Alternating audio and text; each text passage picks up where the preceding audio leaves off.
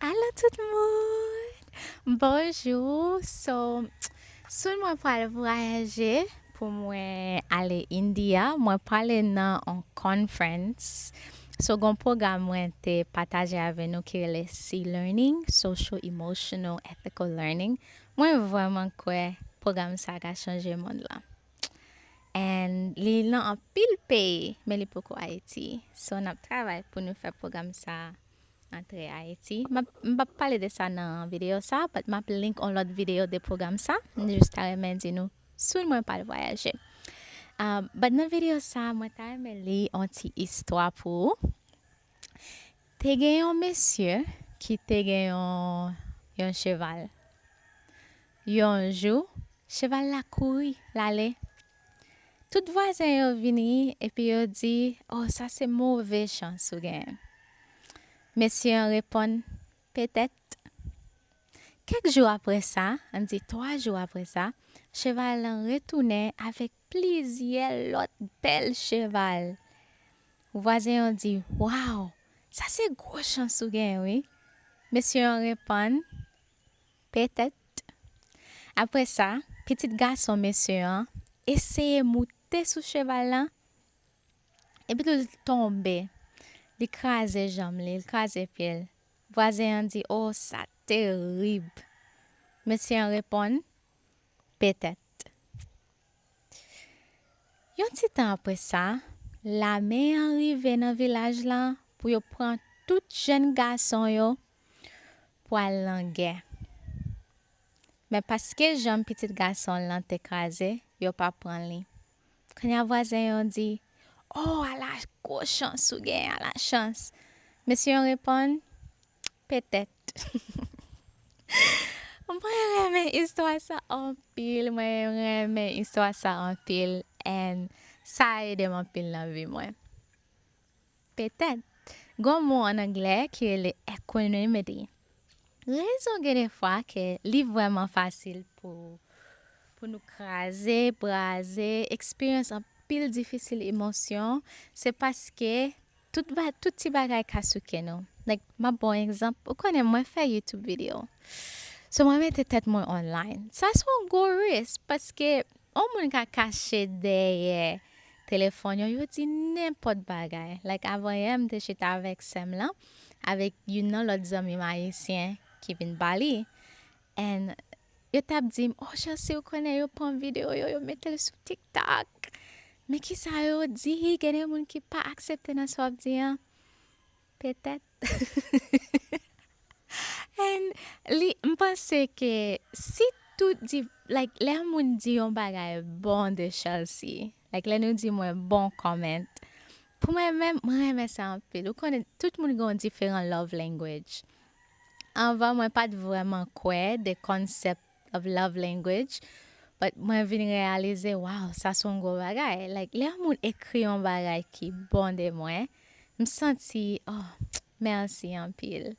But pour l'autre monde, like par exemple Marim là, m'ka di l'on paquet bel mots écrit poème, ça c'est pas love language li. So li pas vraiment connecté avec mots. Li gon l'autre love language. Gen plaisir love language, bon mot, gift, cadeau, quality time, le prend temps avec moun là, physical touch, le moyen moun là. Pour même love language moi c'est words of affirmation. Mais ça me vient apprendre que si tout petit bagay an moun dim, like par exemple si on moun dit oh Chelsea ou belle en pile. Oh, Chelsea cheveux tellement belle. Wow, Chelsea tout bagay ou dit yo tellement belle. Et si me vraiment prend mot ça, et me fait m'a accepter pour me faire me sentir quoi, c'est plus bon moun dans monde là. Ultimately, moun ça un jour l'a changer idée de moi. Li pas toujours même genre même là. Quand y a les dion opposite. M'ba mais so di jodi et comme si m'a souke en pile ap krasé kem. So chaque temps moun di nou un bagay, même si l'on bagay qui mauvais ou soit un bagay qui kind, et pas comme si nous pas accepter non. Of course nous accepter li parce que li sont bel bagay le moun ba nou un compliment. But equanimity, nous dit like okay, peut-être si on me dit vraiment un bon bagay, E kom si nou pa stab, tout jounen nou an bel, nou replay sa moun lan di, nou ka senti kwe we're on top of the world. Men, le nou tande yon moun ki de nou ki pa un bon bagay, ben nou li yon comment. Gen esey de comment nte kon li sur YouTube lan, gon jan pou mwen filter negativity. Si yon moun vreman negative, pa kite yo vin sou channel lan, paske mpa vle nou, like, le ou li yon bagay mouve de yon moun di, de yon lot moun. Mem si e pa de yon men moun lan di sa, li impact toutou.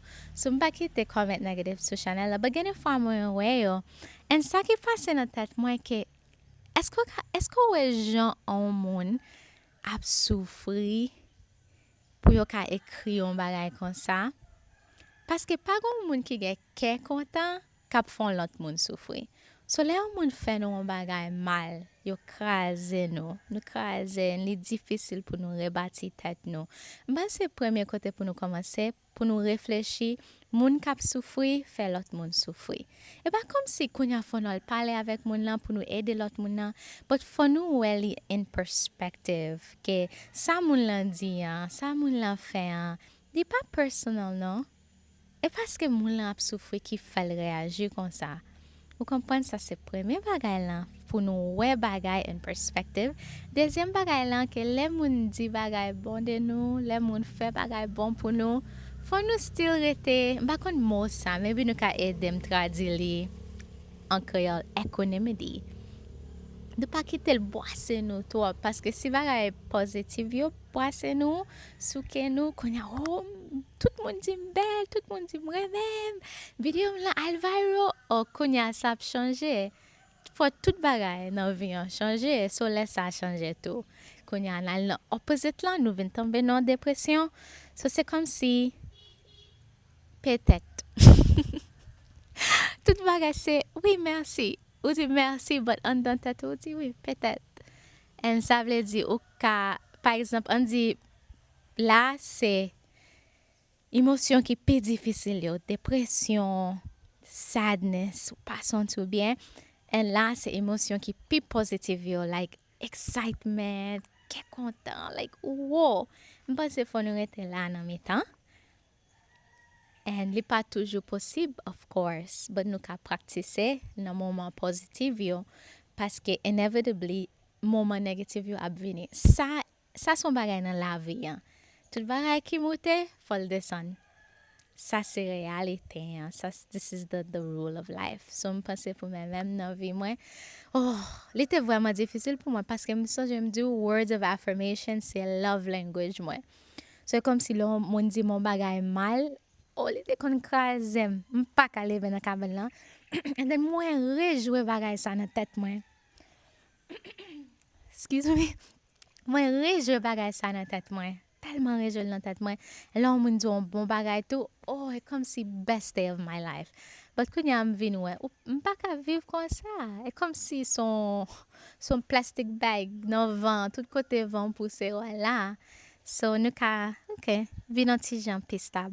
E nou san jem te di gon meditasyon, ki rele Shamatha, single pointed meditation. De deja bay instruction sou channel la de meditasyon sa. Sa ap ede nou an pil. Single pointed meditation, 5 minutes chak jou. Map mette link la pou nan description la. E nou ka praktise l. Sa ap ede nou pou nou ka vin pistab tou. Paske si tout bagay nan vi, nou pa ka kontrole l. Sa se realite. Mpa kone ki lem ap mouri, mpa kone ki lem nan la riyan bagay ka rive, mpa kone ki le on moun ka jurem, mpa kone ki le on moun ke mwen remen ka trompem, nou pa ka kontrole bagay ki deyo.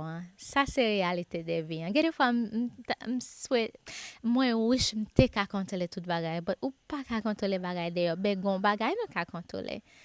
Jan nou interpret, jan nou experience, jan nou reagi experience ki deyo yo.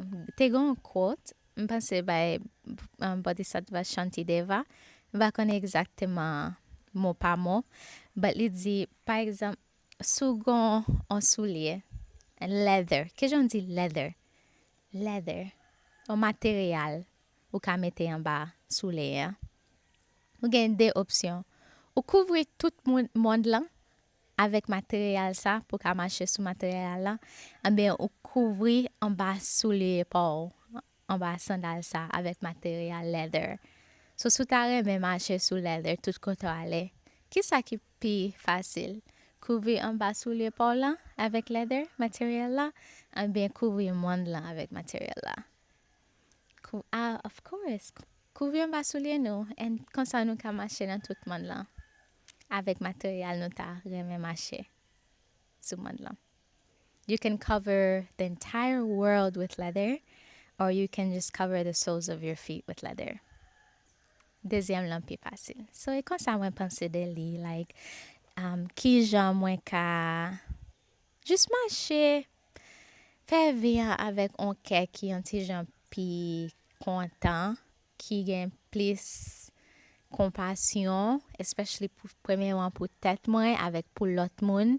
M toujou gade bagay in perspective, en lon bagay rive tou, especially lon bagay difisil rive nan vi, ki kaze mwen, like, mwen se li, premièrement li pa personal, moun ki fel lan ap soufri. Deuxièmement, souffrance lan pa personal. Toujou di sa, souffrance lan pa personal. Gon leson nou supposé apprendre nan experience sa. But, ou konon bagay, sou nou pa apprendre leson nap jwen li ankor nan lot jan. Par exemple, an di ou gon relationship, ok? Epi tou moun lan trompo. Maybe yo cheat, anbe yo fon bagay. Gon bagay lan nou ki atrakte sa paske nou aksepte l. So, gon bagay pou nou apran, like, ok, eske pou mwen lem gon feeling, anbe yon intuition, de yon bagay ki ka prive, eske fom tan de tet mwen, eske pou mwen gen plus boundaries, eske pou mwen apren ki jan mwen ka pran soin tet mwen pi bien, eske, like, gon bagay pou nou apran, en kou nou apran leson, bagay sa pa arrive ankon. Nou pa ka imagine sa. So, tout bagay nan vi an ki rive nou, like, même jan nan histwa cheval lan.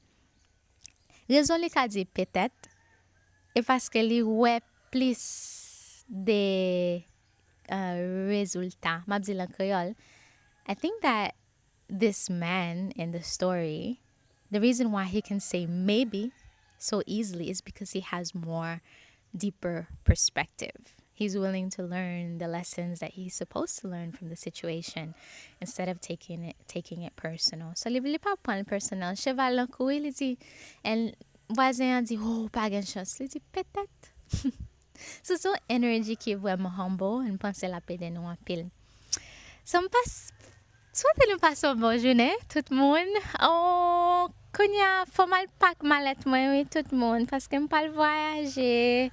Pour m'aller India, ma pote nou ave mwen, si nou vle wè India, fèm konè. Wè leko, dim, ki sa panse leko apè la? La ptan ti zamil lan vini. Bat zamil lan poko vini. Ba mene nou pi pre leko. Gede fwa l fè mon ti jan sad, le chita la, la ptan ti zamil lan. Leko di, petet la vini. Passe un bon journée tout le monde. Bye.